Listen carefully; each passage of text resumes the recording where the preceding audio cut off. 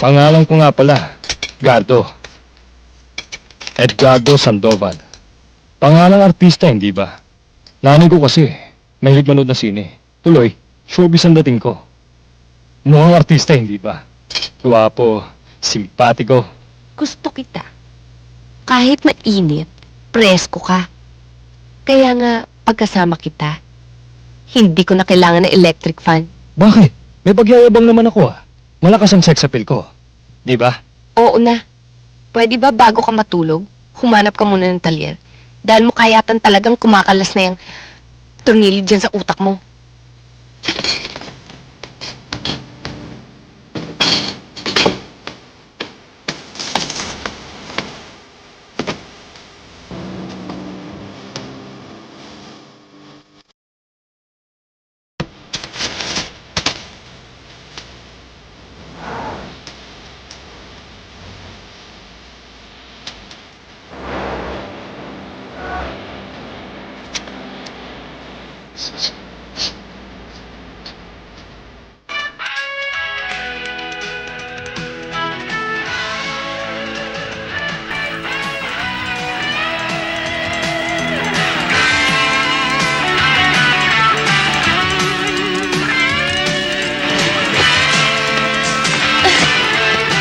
Ano ba?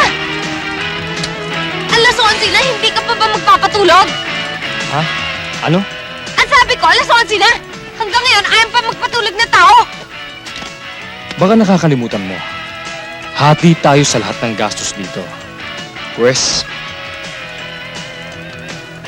pwede kong gawin kahit anong gusto kong gawin dito. Pati pambubulabog mo. Ganon. Pasanay ka na.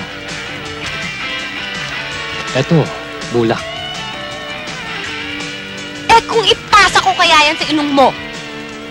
Ganon. Nang pirmahan kong kontrata, misis kita. Baka naman gusto mong matulog sa labas. Wasted! Miss!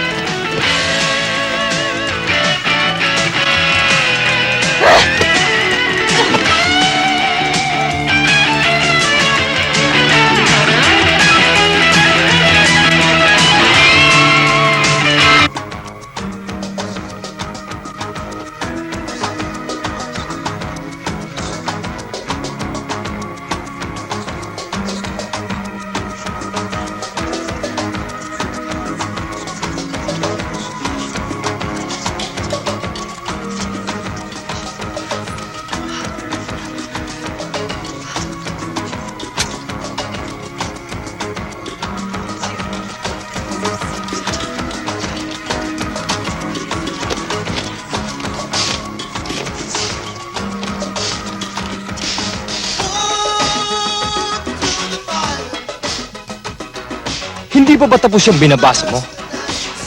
Pwede ba? Patayin na natin yung ilaw, hindi ako makatulog eh. Marami pa akong babasahin. Alam mo naman ako, mahilig magbasa kapag hindi makatulog sa ingay ng radyo. Patulog ka naman! Pwede ba bukas na yung binabasa mo? Mister, bayad na ako ng kalahati sa bahay na to. Sa palagay ko, may karapatan naman ako sigurong magbasa ng kahit anong bagay na gusto ko. At buksan ang ilaw para maliwanag ang binabasa ko. Magpatulog ka naman! Pwede ba? Maganda itong binabasa ko. Alas 2 na ng madaling araw, alam mo ba? Sinabi ng huwag kang bastos, nagbabasa ang tao.